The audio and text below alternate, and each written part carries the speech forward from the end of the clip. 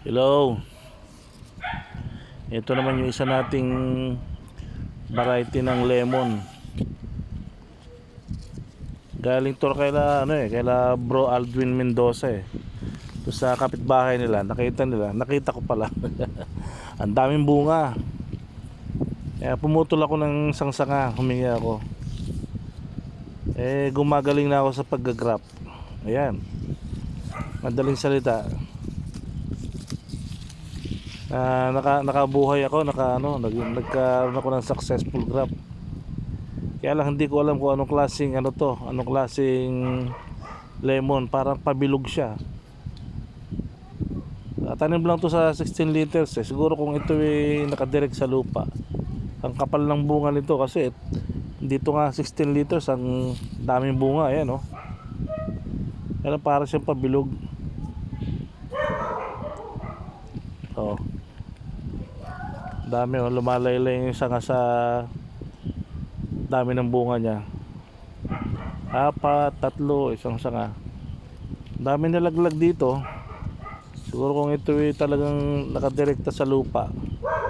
Ayan oh, sarap tingnan oh. Ang dami sigurong bunga lalo nito. Tsaka mas lalaki pa kasi dito lang nakatanim to sa 16 liters eh. Dilig-diligan ko lang araw-araw. Pag namulaklak to, napakapal din ng bulaklak. Makabango. Ayan o. Nilagyan ko lang siya nung gano'n eh, para patak-patak.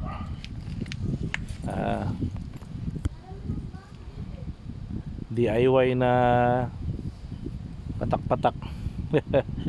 Drip irrigation. Lalagyan natin ng mga dumi-dumi, mga manure. Yan, yung pinaka-fertilizer niya.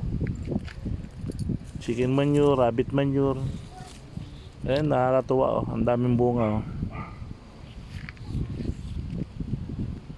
Hindi ko pa nasubukang kumuha ng cuttings nito at itusok eh. Kasi kalimitan pag lemon, madaling bumuhay ang magpaugat sa cuttings eh. Ayan oh. Madilim na, masarap mag video eh. Nakikita mo sila oh. Ang ganda, nakakatuwa, nakakawala ng stress. Kasi wala kang pera. Ano kayang klaseng to, variety ng lemon to? Para siyang bilog no? Lalaki pa to kung ito ay nakarekta nga sa lupa. Nakakatuwa oh. Ayan, dami ah. Dito marami pa pala rito oh. Nagtatago, ayan oh. Yun.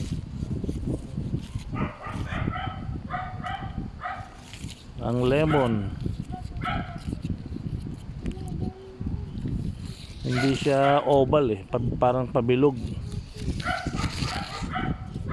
ko alam kung anong klaseng lemon to. Ganda oh. Pero mga kaibigan, kabagis, kabsat, kaigsuon. Bye bye.